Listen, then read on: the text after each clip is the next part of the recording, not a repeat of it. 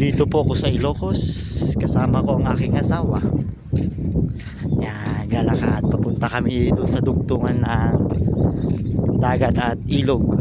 Sabangan kung tawag sa amin. Yan. Yan po yun. Yan, may nanguhuli ng mga isda. Ito, tumatakbo na siya.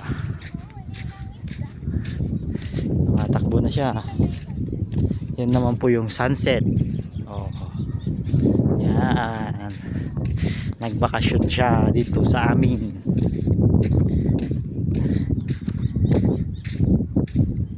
Sabangan.